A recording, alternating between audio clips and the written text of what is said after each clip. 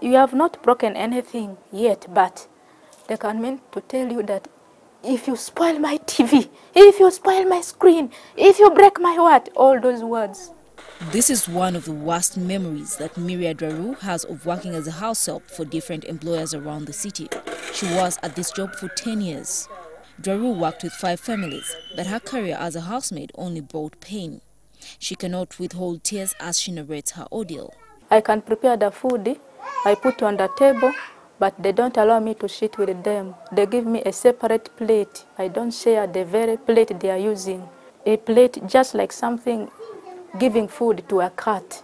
She went through other bad experiences, including sexual harassment, late payment, long working hours, and physical assault. Dwaru endured all this to earn a living until she could not take it anymore. Yes.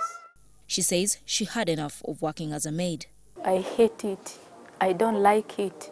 Dwaru says she endured all the pain without venting her anger on the family members of her employers. Stories like Dwaru's are quite common, but hers may be regarded as a case of a good maid versus a bad boss.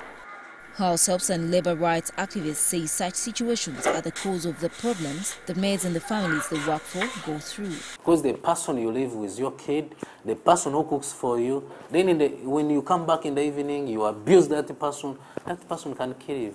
Camilla Mindru, a mother of 2, was forced to get a house help to take care of her children because of her tight work schedule. Camilla's experience with her domestic worker was terrible. She says her maid stabbed her child. Pack bottles of milk in the fridge and food for the baby.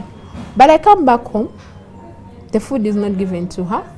Then she got concerned that I follow up on the what? On the feeding. Now she would pour the food in the bin. Camilla says the mistreatment went beyond starving the child to continuous beatings. But mommy, Olivia beats Chloe. She beat her today and she fell down and hit her head. Although she believes that hers was a naturally bad maid, she acknowledges that she, to some extent, contributed to her maid's bad behavior. I was paying her well, but I overworked her. Camilla's sister Diana Tolit also shares quite an annoying experience she had with one of the 5 maids she has used in the past 18 years. I get to the door, before I open it or even knock, I'm hearing that the rebuke. Tayo! Ah! On Tammy! You know, and I'm thinking. Camilla and Diana's experiences are nothing compared to the usual stories we hear about maids. Just last week, a couple in Bweyogedere, a Kampala suburb, lost a baby at the hands of a frustrated house help whose boss had allegedly threatened to fire. There are worse stories of maids who have connived with criminals to rob their bosses, kidnap their children, or even poison family members. You may find the boss is good, but the house girl is bad. Violation of maids' rights, according to rights defenders, is the sole cause of their intolerable behavior. I am going to fire you. I am going to chase you. Those words create hatred. Instead, you, Rebecca, and your starting point is, don't you ever shout at my child. Who told you shout at my child? But you're not telling her how to handle a child. What happened? Platform for Labor Action penned some rights and freedoms of domestic workers.